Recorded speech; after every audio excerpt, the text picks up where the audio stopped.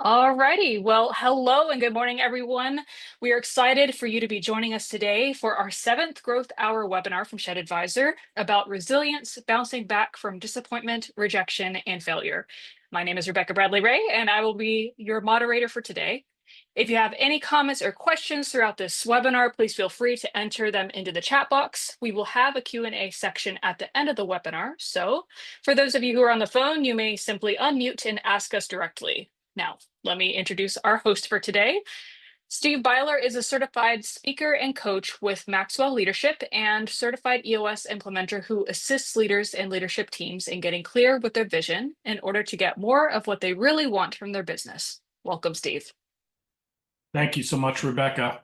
And thank you to all of you who are with us today on this webinar. We appreciate you joining us, an opportunity for some personal growth, some interaction, and hopefully all of us can benefit from our time together today.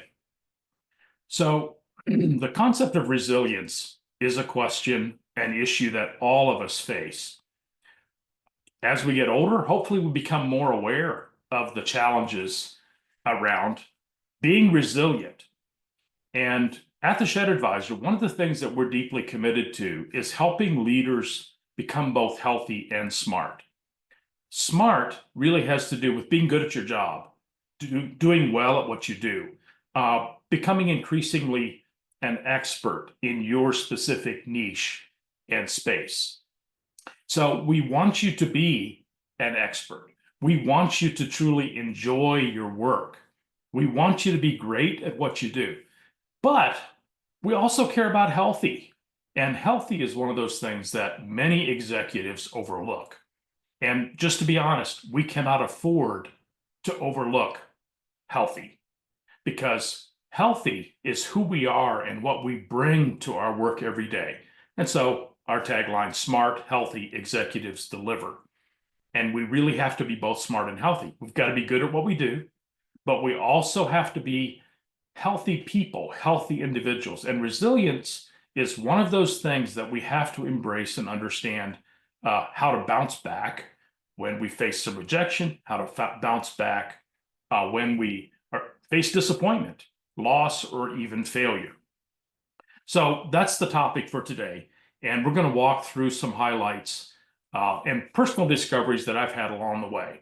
You know, one of the lines that I often use is too soon old, too late smart. And the too soon old simply means that we often get old before we learn the things that we really wish we had heard and learned and understood back in our more youthful days.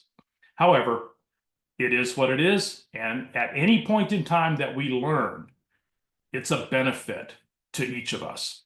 So what is resilience? Resilience really is the ability to come back to what we're going to call full engagement. Full engagement is really the language of the day. When you're at work, sometimes you're fully engaged, sometimes you're not fully engaged. And I apologize, I've got a few little technical issues here in my, right here. Here's where I want to be.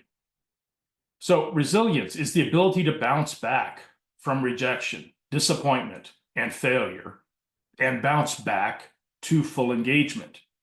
Full engagement is when I am mentally, emotionally, physically, and tied directly to my purpose, present with the person in front of me in the project and the work that I'm actively involved in. And what we feel at times is when we experience rejection. This is sometimes for salespeople. As executives, when we have, key disappointments, we lose the ability to fully engage. So let's just think about a few circumstances. And these three that I've got listed here all come from conversations I had with coaching clients within the past week. Talking to someone in sales, and they had a big deal in their pipeline. They had worked hard on this deal, and they had invested a lot of time, a lot of energy in closing this deal. And they were right down to the wire. Everything they thought was in good hands until suddenly they discovered they had lost the deal to a competitor. And if you're a salesperson, you know that's kind of a kick to the gut. And the challenge for those moments is, how long am I going to grieve this loss, and how quickly am I going to come back and go on to the next deal? I've lost that one. It's now history, but I want to learn everything I can from it. Okay, talk to another executive who said, we projected a great quarter for Q1 2025. And the first 2 months were record breakers. And then in month 3, we had this something happen in marketing, which he now believes was a shift in the marketing algorithms of one of the big marketing companies. And the number of opportunities they had for the month drastically plummeted. And he admitted to me, we missed our entire quarterly projections because of 1 month's failure to get the leads we needed tied to marketing algorithms. That's his assessment of the situation. And he said, I'm in a funk. Okay, how do you bounce back? How do you bounce back from that sense of deep disappointment? And, often these financial kind of challenges we face, for some of us particularly, are tied to fears that we have of failure.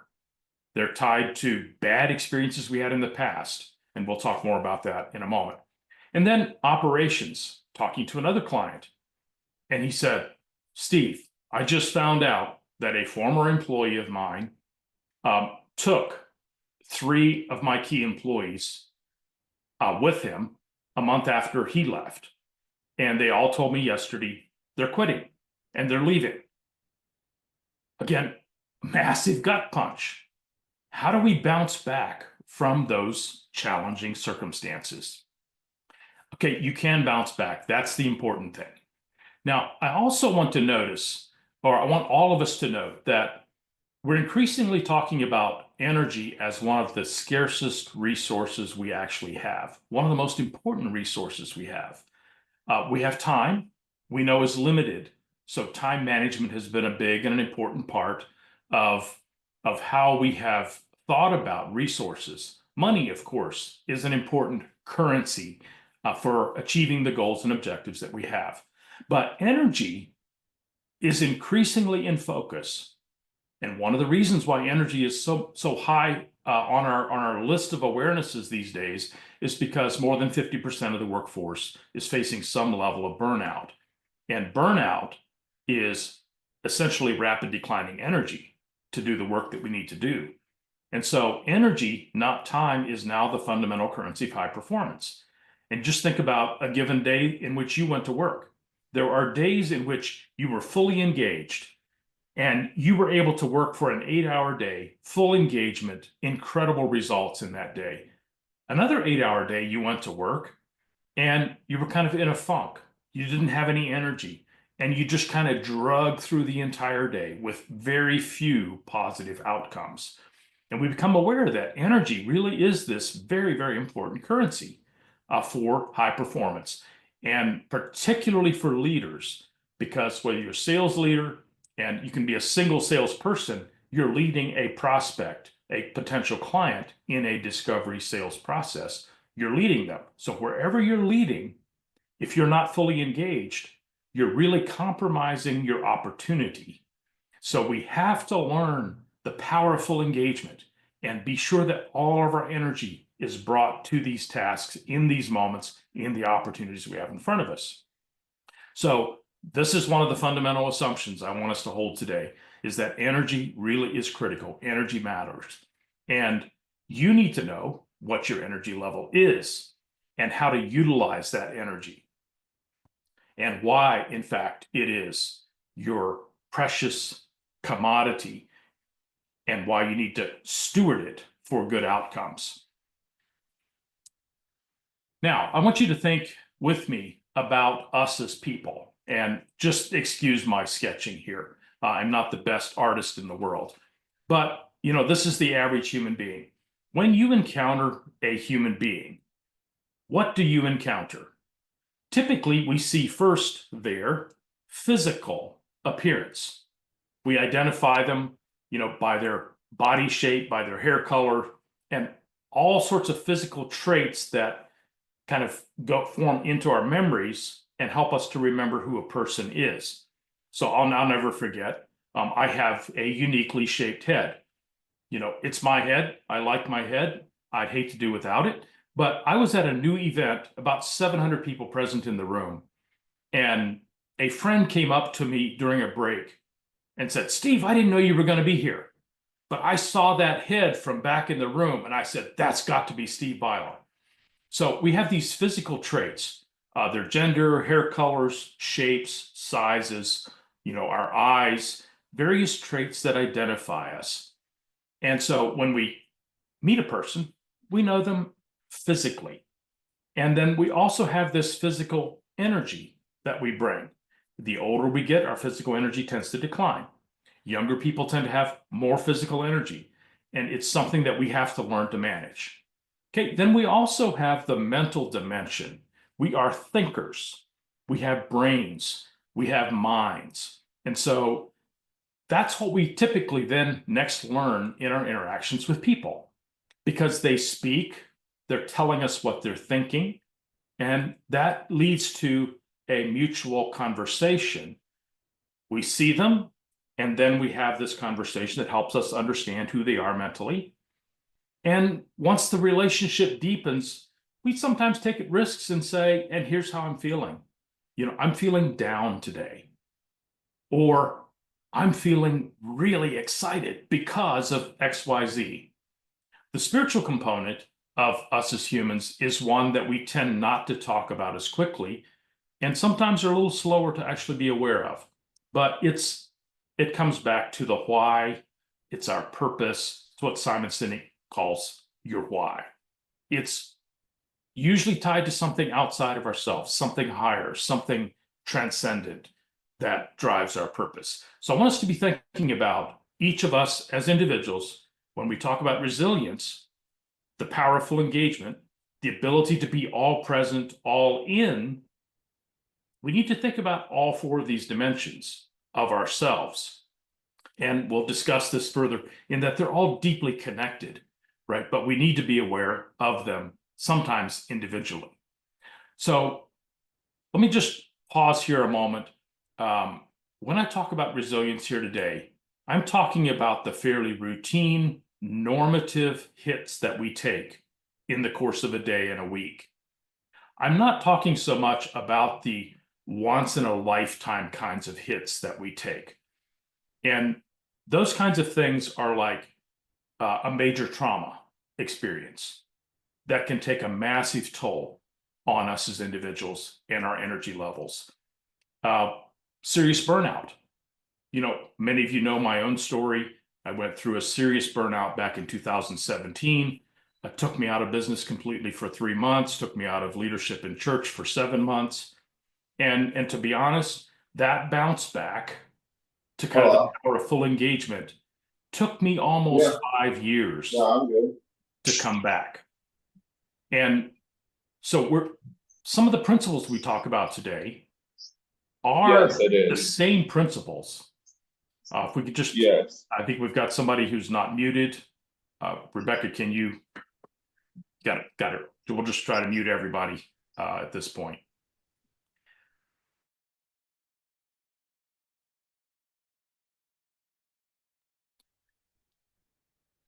Those kinds of deep impacts can take a much longer recovery time. And more recently went through a fairly, I would say, traumatic experience in a major life transition. And I would say it was a 2-year recovery time. And so we have those circumstances and situations that resilience is a long journey. What we're talking about and focusing here today is the more routine things that hit us, and we need to bounce back quickly in order to be fully engaged. So a couple of the things that I want to note is we have to get clear as to what our personal purpose is. So why are you alive? Why do you go to work? You may not know why you're alive, but why do you go to work? And one of the questions I love to ask executives especially is, you've been leading this company for 5 years or 10 years. When things get hard, why do you get out of bed and go at it again? If you had a lousy quarter and you lost a lot of money, why don't you throw in the towel? Why do you go back at it again? Everybody has a why.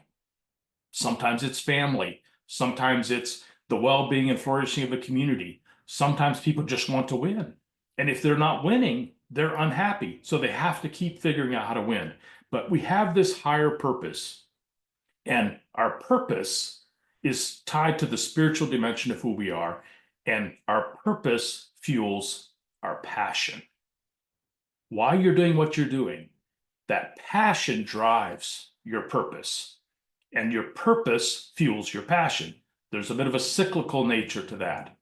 And the clearer you get about what your purpose is, why you do the hard stuff, why you lead this company, why you go back and sell again, why you deal with the challenge of employees quitting, but you go back and hire people again because you're doggedly committed to what you see as your vision. Your purpose is tied to that, and your passion flows from your purpose.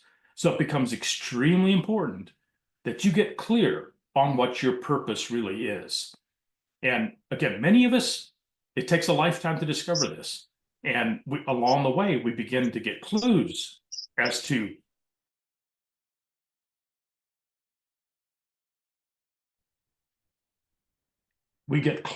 that passion inside of us.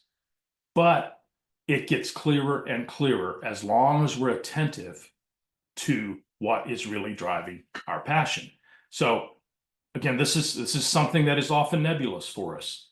But if we're going to be resilient, we've got to be clear on where our purpose lies. Next is I have another dimension that is our mental dimension, our thinking world, how we think, what we think. And there's a lot of talk in today's world about mental health. Mental health truly does matter. It's not simple and it's not easy to maintain mental health, just as it's not necessarily simple to maintain this spiritual health and spiritual flourishing. Mental health really is about what you're thinking. The challenge is that we also have conscious thoughts and we have this subconscious narrative that runs behind our conscious thought. And we have self-dialogue. We're telling things to ourselves about ourselves and telling things to ourselves about the world and about other people and about our experiences. We're these complex creatures that we have this internal narrative going on. And that self-dialogue sometimes sabotages us and keeps us from being resilient, bouncing back quickly. And that personal narrative that we have, again, is often subconscious, is typically shaped in our childhood through some of the experiences we have as young adults and even as adults. And it's important that we become increasingly familiar with what that personal narrative is, because identifying that narrative, reshaping that narrative to a truer, fuller, more purpose-aligned narrative is an important part of becoming a person who's resilient, who bounces back quickly from difficulties and challenges. Okay, and then the third dimension we'll talk about here is the emotional dimension. And we might say it's the dimension in which we feel. And our feelings do matter. Okay, some of us, and I stereotypically, and I apologize for just embracing it for the moment here, but I feel like I can, is the typical American white male. Feelings don't exist. They don't matter. It's mind over matter. It's mind over feeling. You just have to power through whatever the thing is. So we are not actually emotionally aware. The problem is those emotions are still moving us. They're impacting us. And so when we have a negative emotion, it's giving us a down energy, a negative energy that in order to be resilient, we have to be able to identify. So we are moved by our feelings. We're moved by purpose. We're influenced by what we think, but we're also deeply moved by our feelings. And our feelings, of course, are deeply impacted by negative experiences. Okay, and then finally, as I said, we're physical creatures. And physical in some ways just comes back to health, our physical abilities. And so this physical dimension also impacts your resilience. And whether this resilience is physical to a health decline, whether it's emotional due to a bad experience that leaves your gut feeling badly, your physical health impacts it. All of these are deeply, deeply connected. We're one person, and these four dimensions kind of intersect, overlap into the person that we are. Okay, so just to kind of lay that framework out as we talk now about some of the challenges that we face. Now, I've seen this graphic, quite some time ago, and I keep coming back to it because not only was this my life in the day as an entrepreneur, it now is what I see many, many people experiencing. They get up in the morning, it's like, I'm so excited. We're going to go out and change the world. We're going to grow our business. We're going to hire new people. We're going to crush the competition, whatever they're excited about. And then a challenge shows up. It's like, ugh, this is hard. And this might be 30 days, 30 minutes into the workday. And then you figure something out. You go back to work. Hey, it's working. We're making progress. Make a mistake. And then there's this down again. Ugh, I just screwed that up. And we beat up on ourselves for a period of time. And then next we have an inspiring conversation. And we're telling people, hey, let's give up on the good. Let's go for the great. We can be world class. And the next moment, your finance person gives you a message and you say, oh, I think we're going to go bankrupt. And you're in the pit of despair. Okay, and this is just the day in the life of an entrepreneur. Every one of these is a hit, and then the question is, how do we bounce back? Another hit, how do we bounce back? So life as an entrepreneur is simply a sequence of hits that impact us negatively, and success lies in our ability to truly bounce back from those negative experiences, to truly be resilient, because we simply cannot lead companies, lead people without taking some of these hits. So how do we do that? First, I think we need to acknowledge what happens when we experience rejection, when we experience disappointment, when we experience failure. And where it typically gets us first is in our emotions. We feel something first before we think rightly about it. Okay, and in other words, it gets us in our hearts. It gets us in our emotions. It impacts us negatively, emotionally. And we talk about things like a broken heart. So a salesperson who has worked hard on a deal and then faces the rejection, the client says, no, I'm going with the competitor. Many people take that personally. And that sense of rejection goes straight to their heart.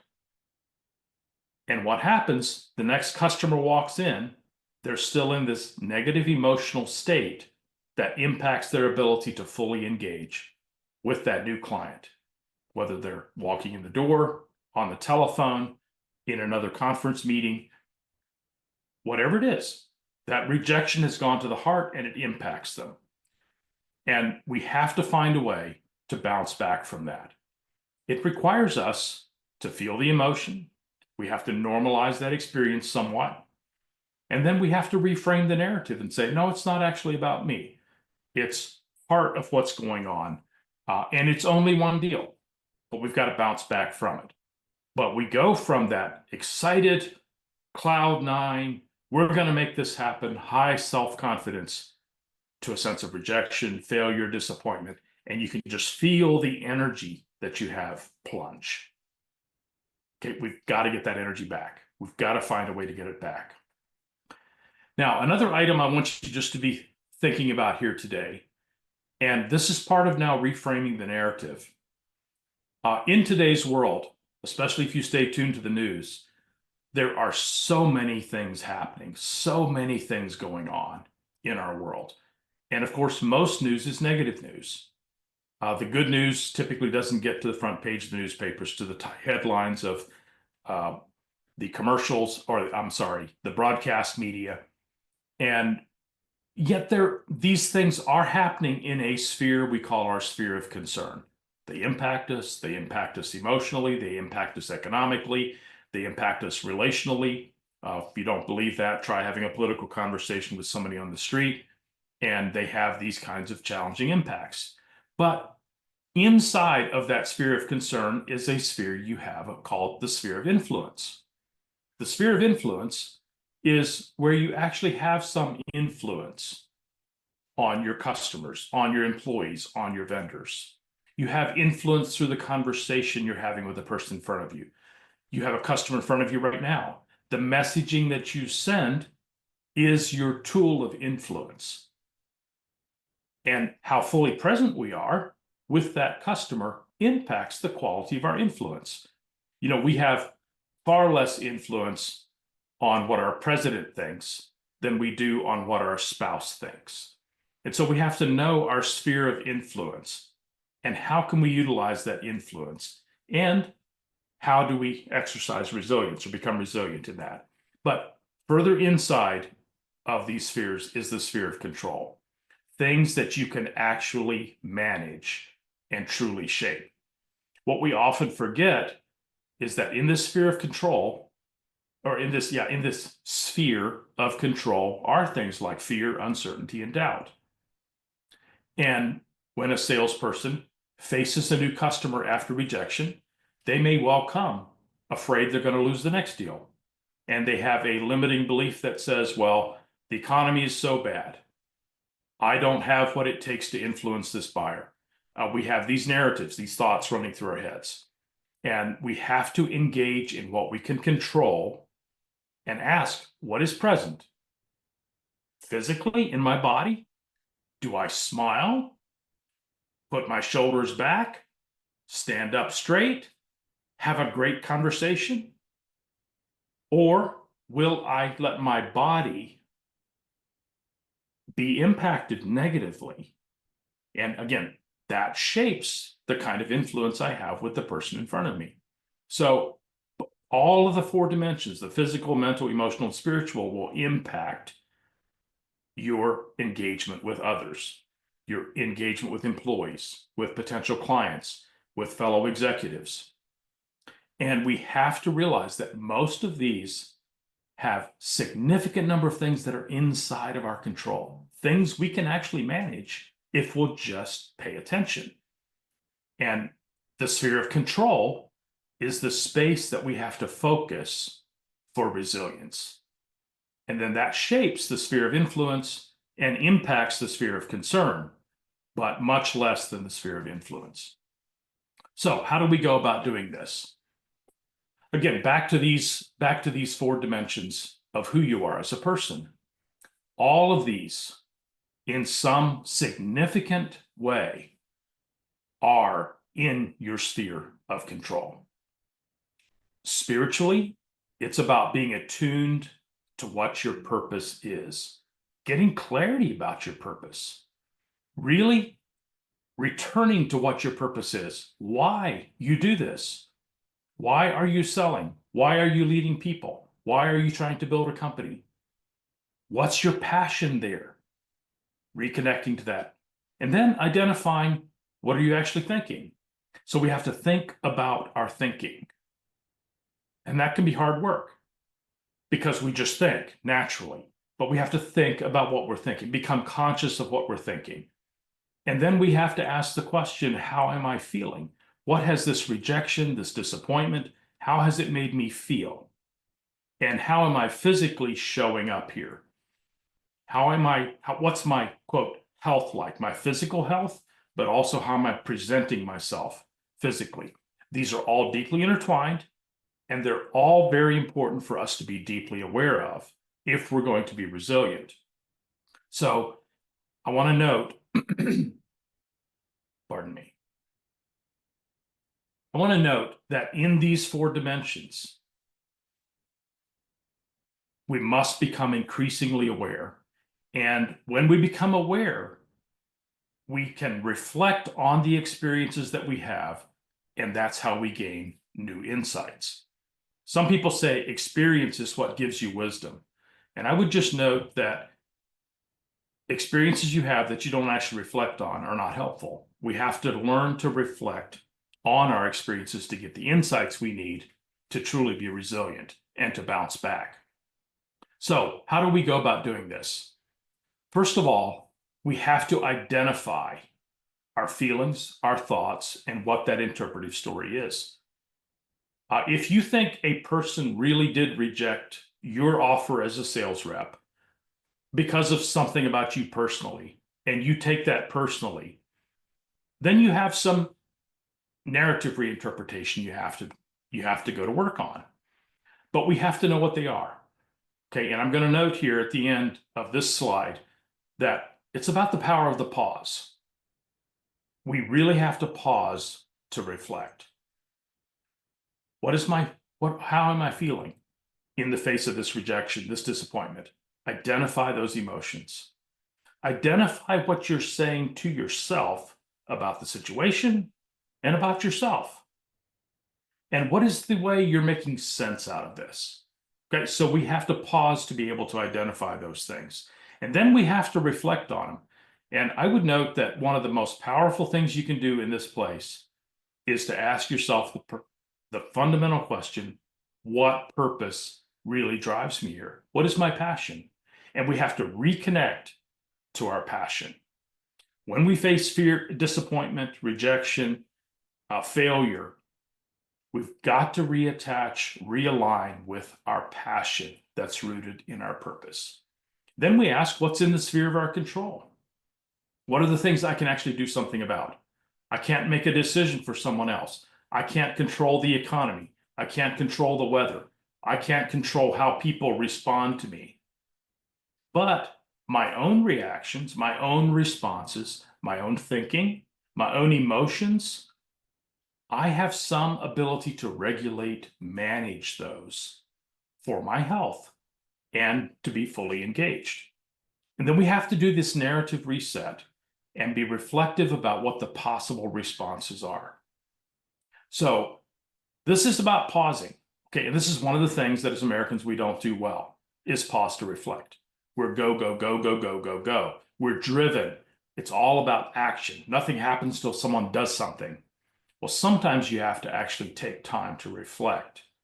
And these are very important things to reflect on in the face of fear, disappointment, failure, etc. What's your purpose? Realign with that purpose. What's the sphere of control? Focus on the things you can actually control. That's where you learn. That's where you reshape the narrative. And that's where the possible responses get altered so that you can learn from this experience. Okay, and then we do this reset. Watch your breath. And this is really where our minds and our bodies, our brains and our minds, our physical, our mental, emotional, they're so deeply integrated. Often when we experience particularly rejection, it goes straight to the heart. When we take this kind of pause, identify how we're feeling, and then we take the time just to quietly breathe in and out, rather than react, what happens is your mind, your brain actually goes from the reactive phase, your amygdala, to your prefrontal cortex, where you're able to rationally now process this.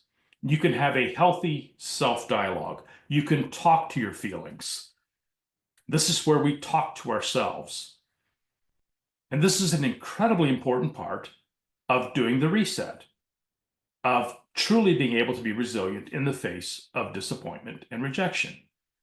And the simple act of breathing, deep inhale, hold your breath, slowly exhale, actually impacts your brain, which helps you to think more clearly so you can know what you're feeling.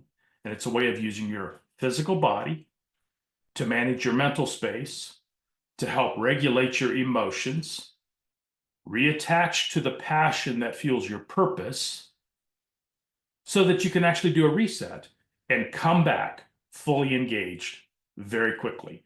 This leads us from the reactive posture of feeling the wound coming to me to a proactive posture that says, how do I self-regulate? How do I deal with the negative emotion? How do I return to joy, to positive emotion?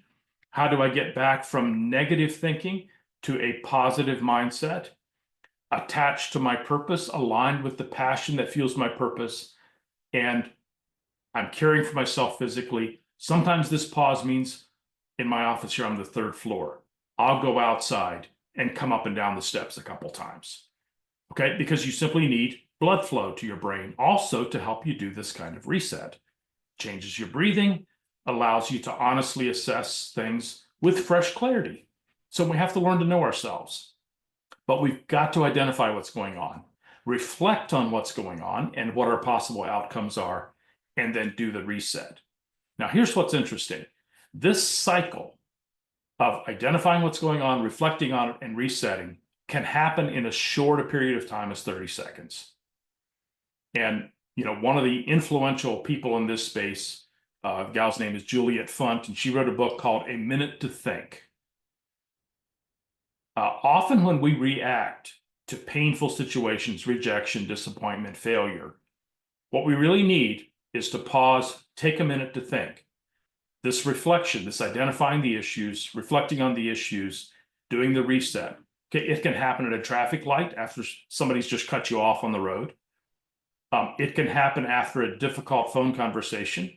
It can happen in a person-to-person conversation where you have to say, excuse me, let me go get a drink of water. And what you're doing is getting a minute to think.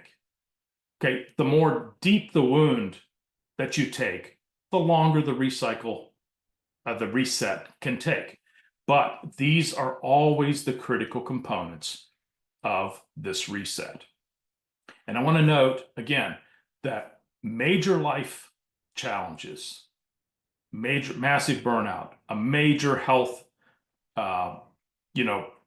challenge like a heart attack or something that puts you in the hospital for a couple of weeks, those have longer periods of recovery to full engagement, but the pathway is almost always the same. The other thing I want to note is that the deeper, the more significant the wound that we take in these spaces, spiritual, mental, emotional, physical, and again, that we're impacted in all 4 dimensions, there are people who are professionals in each of these spaces who can help us when we're really stuck spiritually, mentally, emotionally, and physically. In the spiritual space, there's spiritual directors, pastors, priests who can help us think through the purpose for which we exist and find our way back when we get lost.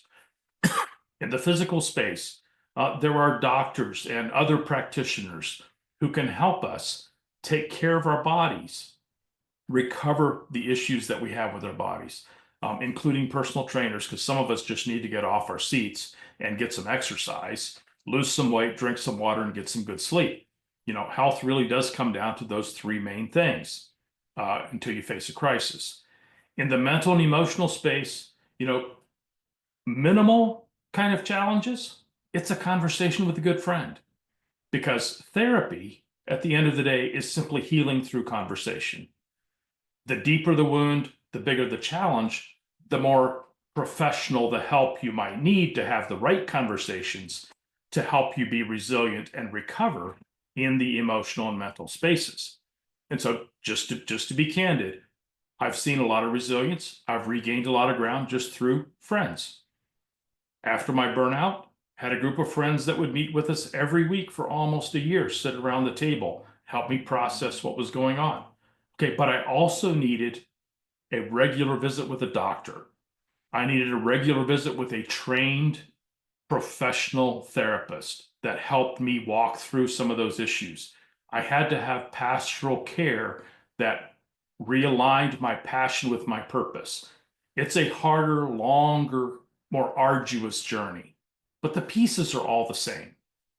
We've got to identify what's going on. Sometimes it takes professionals to help us identify. We have to be able to reflect on that till we come to a new way of understanding, a new clarity of passion, a better healthy spot, etc., in order to be able to reflect well and do the reset. And again, back when it's simply a sales rejection, the faster you can pivot, go through this process, it can only take a minute to think, because you better have a smile on your face when you answer the phone again if you want to have the powerful engagement to deal with the next customer who's coming in. Otherwise, you're going to be in a funk for 24 hours and miss possibly 3 deals that are 3 times the one that set you off in the first place. And if you lose 3 key employees, remember you've got 30 other employees. If you go into a negative funk over the 3 you've lost, you might lose another 10. You can't afford that. You've got to be resilient. You've got to find a way to bounce back. Come back with positive energy, come back with clear thinking, come back with a robust physical presence, back keenly aligned to the passion that is fueled by your purpose. So these 4 dimensions are really critical to understand how they impact our resilience. And I would just note, remember the power of the pause. Whether, for me, burnout, 3 to 7 month pause, very expensive pause. Okay, it would have been much better for me to take a 2-week vacation every year, take the intentional pause, than to have the pause forced on me because I had burned out. So be thoughtful about that. Take the pause you need to take the time to identify what's going on, to reflect on what's going on, and to reset. Those are great vacations. Sometimes you need a longer sabbatical to get back to a resilient place where you have the powerful engagement. Sometimes this is simply a 30-second exercise that you do, and the ability to be resilient in the face of these negative experiences is what really allows us to demonstrate, to model, and to live in the power of full engagement. Okay, and then here I want to just note again, these are the steps regarding our spiritual dimension. We must reconnect to our purpose. What is the purpose? What is the calling? What fuels your passion? It's always something beyond you. If it's money, that one's going to burn out pretty quickly. It's not going to carry you. It's got to be something higher than that. Get clarity. That is your spiritual dimension tying into something bigger than yourself. And it brings you to a place where you can quickly recover. Resilience comes from reconnecting to your purpose. Resilience also comes from clarity of thinking. So you have to be able to clarify your thinking. When you're down and you have this negative impact that you need to bounce back from, typically your thinking is muddled. It's not clear. It has this cyclical or even vicious kind of pace to it. It's not going anywhere. It's going round and round and round and round, and it keeps going around faster. Okay, you've got to stop that and get clarity of thinking. And reattaching to your purpose, getting fresh clarity on your purpose helps, again, to clarify your thinking. And then you have to be able to process the emotions that you feel. You don't ignore them. If you just ignore your emotions, someday they will stand up and say, you can't ignore me anymore, and they'll dominate your life for a period of time until you become attentive, self-aware in this space, and learn to deal with the emotions that you have. Manage them. They're a healthy part of our human experience, but they have to be healthy. And so we must process the emotions we experience and then recommit to healthy activity, leading healthy lives. And again, health, physical health, in a sense, undergirds all of this. If your health is declining, it's hard to be emotionally healthy, mentally clear, and tied to purpose. And it's really quite simple. You know, it comes down to 3 things. Watch what you eat food that's good for you, drink plenty of water, and get plenty of movement. We're very simple creatures, but we tend to do exactly the opposite. We become lethargic, and we stay up late, don't get enough sleep, and we eat potato chips. and too many potato chips. Okay, love potato chips, but you can't have them every day. So commit to these simple things, because a healthy body, being physically healthy, undergirds this kind of resilience that we desperately need in life. And the power of the pause is what opens up these possibilities. So in conclusion, you've got to get off the treadmill. Okay. And it's funny because that's exactly opposite of what I just said. Take care of yourself physically, you've got to get on the treadmill. Okay. But then when you get stuck on the treadmill of work, and you just go, go, go, go, go, go, go, that's not healthy.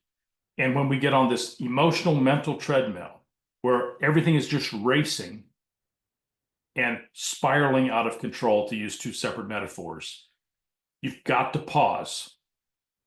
And the power of the pause allows you the ability to reflect and reset. And, I spent some time on a treadmill, and one of the things I've discovered is that occasionally something happens that's going to land on your face if you don't do something quickly. The treadmill keeps going, you just step off. Okay, then you got to find a way to slow it down, get back on. And that's the same way for life. If stuff is spiraling out of control, you're lacking the kind of clarity that you need to be resilient and to bounce back.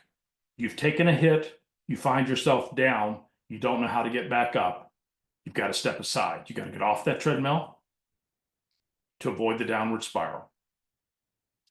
Okay, thank you for joining us. We're going to open it up just for a few moments here for any questions, comments, or anything that you have. It's your time. You feel free to use the chat box, or if you're on Zoom, you can just unmute and Rebecca will moderate you to a conversation here. Anyone?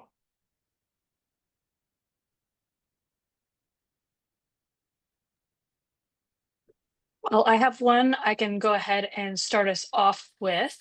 Okay. So this one says, do you personally have any sort of self-soothing practices to help you kind of kick your nervous system into feeling safe again and getting back into the right headspace that you would be willing to share that have, I guess, personally helped you?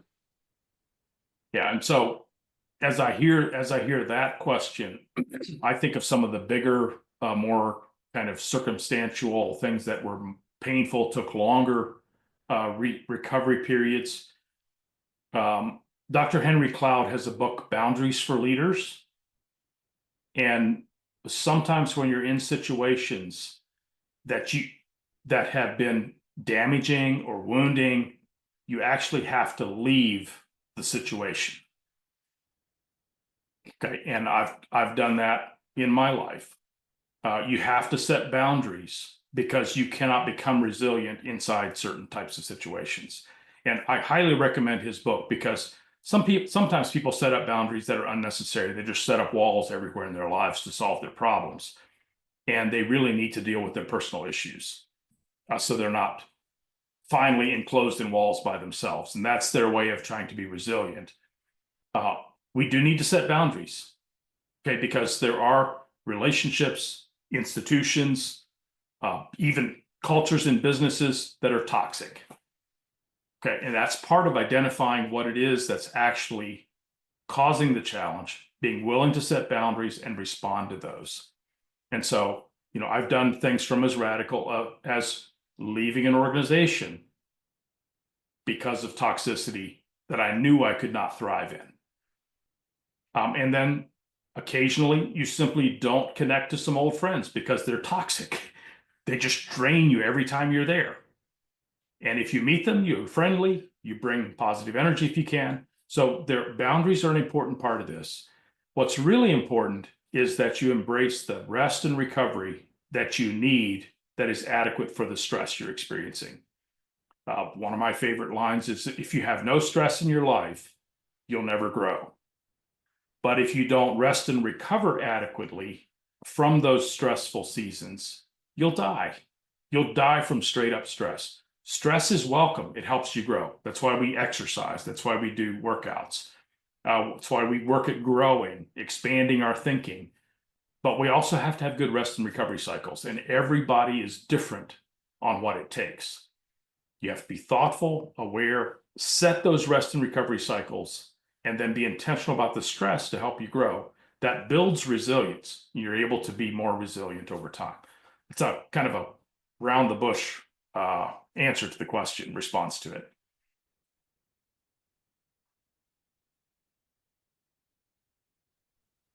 Okay, anyone else? While we're waiting, and we'll be open just another minute or two here if somebody has anything. These webinars are available through our Facebook group. Shed Advisor is a Facebook group that you can join. And you can also go to our website, shedadvisor.com. You'll find information there. All these webinars are then recorded and put onto YouTube. And if you just search YouTube for The Doc by Steve Byler, I think you can also search Shed Advisor on YouTube, and you should be able to see that show up as well. And then if you're not tech savvy and you just want to listen to it by telephone, we do have that available, like a dial-in podcast. The number is 228-591-9706. And all our past webinars are on there as well. You can select various ones that you want. This one is number 7. So thank you so much for joining us today. Rebecca, any last questions or comments that we have? There is one more here that I've received. If you have 30 seconds to think, do you have something that you've come up with that you always use to reset? For instance, when you're triggered, do you always make sure to think about your mission statement? I do so I always like to return to my purpose. So why am I here? And my purpose, and I've got it written up in my office. I have it around, and it keeps being tweaked, right? But it is supporting leaders for human flourishing. So I want to be flourishing, and I know that flourishing leaders lead flourishing organizations that lead flourishing communities. And I long for more human flourishing rather than really the poverty that tends to settle in mentally, emotionally, financially. I'd like to see flourishing. That's healthy. And so I always say, and that's going to be hard. Struggle is normative. It's not a straight up line. We're going to hit ceilings. We're going to have obstacles. It's going to be tough. Now, how am I feeling? What am I thinking? And what is a good next step? And you can do that kind of reset pretty quickly. So always reattach to your purpose. And then the other thing that for me, coming out of burnout, I would say the narrative I had in my mind that was running subconsciously, and I have a pretty high drive as an individual, but what was fueling that drive in an unhealthy way was this little line that just kept going: more, better, faster, more, better, faster, more, better, faster. And if whatever that narrative is in your mind, you've got to be able to identify that so you can disable it at times. Because you can't rest if everything is more, better, faster. So know yourself, get help knowing yourself, and then use that self-knowledge to build healthy patterns of rest and recovery.